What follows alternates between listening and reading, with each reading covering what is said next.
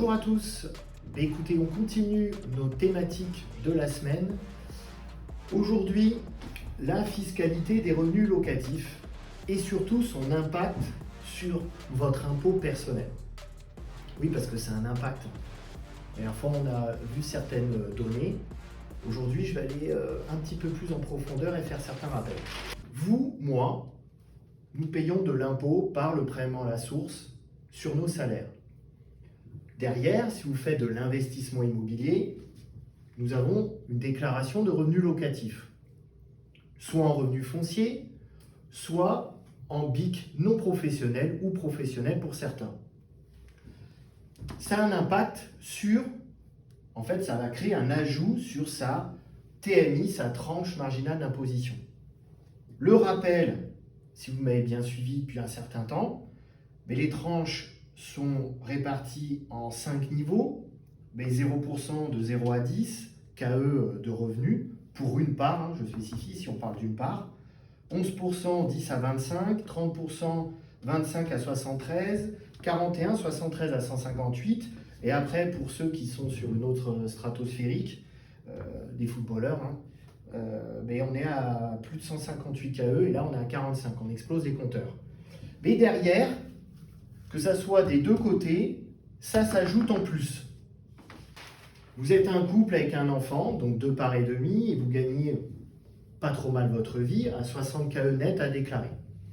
Derrière, vous êtes à la limite de la tranche 11%, 30%, mais vous êtes en tranche à 11%, vous déclarez 3 850 € par an. Je parle toujours environ, c'est un calcul ultra précis. Si derrière, vous avez investi, vous dégagez des revenus fonciers ou un BIC non pro positif à plus 10 000, mais vous allez avoir un impact direct sur la TMI à 11, plus vous allez passer à 30%. Vous allez passer du côté obscur de l'impôt. C'est simple, il y a 11% qui vous allez avoir votre impôt qui va être calculé de 24 à 25 000, parce qu'en fait, vous passez 25 000 et vous augmentez de 10 000. Là, ça va vous coûter, vous allez prendre 1 000 € et à 11% et à 100 balles d'impôt. Et le plus gros, c'est le reste des 9 000 de vos revenus fonciers. Ça va vous coûter 30%, donc plus 3 000. Donc on va dire grossièrement 10 000 € de revenus fonciers vous impacte 3 000 € d'impôt sans compter la CSG. 3 000 sans compter la CSG. Je reviens à mes thématiques précédentes. Le type de location entraîne le choix fiscal, entraîne l'impact sur l'impôt. En fait, je vais travailler, moi le coach, il a travaillé déjà dans ces domaines-là. C'est-à-dire, revenus fonciers si positifs, à un moment où vous augmentez l'impôt, on l'a vu tout à l'heure, c'est là où on peut faire de la défisque par de la loi Pinel ou du déficit foncier ou autre, loi Malraux, etc.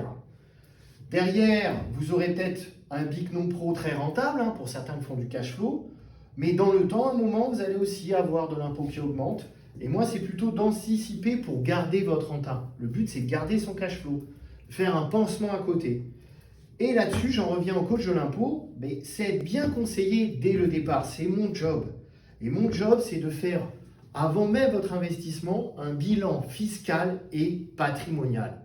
Pourquoi ? Parce que moi, le coach de l'impôt, je vous dis pan à l'impôt. Et à la semaine prochaine pour une nouvelle thématique.